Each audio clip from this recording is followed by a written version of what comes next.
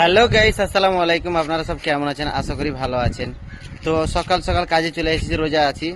তো আপাতত কাজের সাইড দেখাবো। প্রথমে তো দেখাই যে আমাদের যে বাড়িতে কাজ করছে সেই মালিকের ফুলের বাগান তৈরি হচ্ছে। তো এখানে সবজিও চাষ হচ্ছে, তা আমরা এটাই তৈরি করেছি। তো আপাতত যখন বড় হবে গাছ গুছালি তখনই দেখাবো একটা ভিডিও। তো আপাতত এতটুকুই। আর তারপরে দেখাই যে এই ভিতরে দেখেন কত সুন্দর।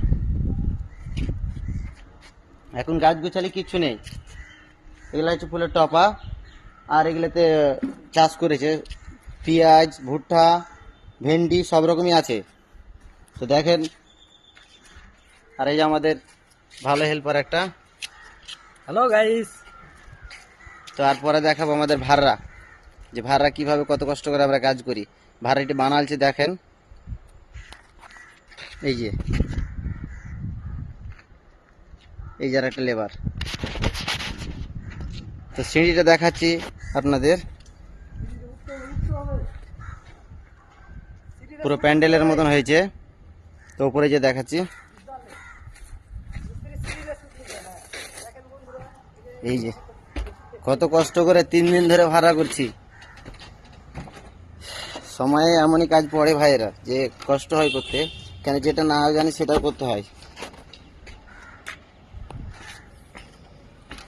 তো এই উপরটা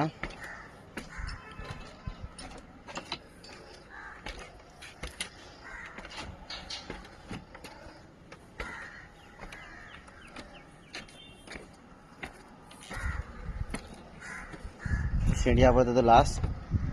তো এটাতে ঘর হবে, একটা বাথরুম হবে, একটা রুম হবে। আর সিঁড়ি ঘরে অ্যালবেস্টারটা খুলে পুরোটাই এল শেপ ছাদ হবে। আর যেটা সবজি চাষ হবে, ফুলের চাষ হবে বললাম, ওইটা দেখেন কত সুন্দর।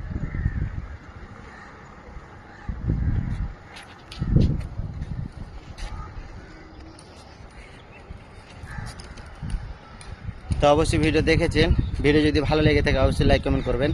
আর এরকম ধরনের যদি সিঁড়ি ভাড়া না করতে পারেন অবশ্যই কমেন্টে জানাবেন, তাহলে বলবো কীভাবে করতে হয়। অনেকজনই জানে না, কেন বাইর ভাড়াই করে এরকম ধরনের সিঁড়ি, অনেকজন বানাতে জানে না। যদি না জানেন তাহলে বলে দেবো কীভাবে বানাতে হয়। অবশ্যই ভিডিও লাইক কমেন্ট করবেন। আর এই যে আমাদের লেবার চলে এসেছে মাল তুলে, ভিডিওটি শেয়ার করে দেবেন। পুরো ওটা উঠছে ভালো। ভালো থাকেন, সুস্থ থাকেন ভাই। তোর সেটা আছে বাপরে,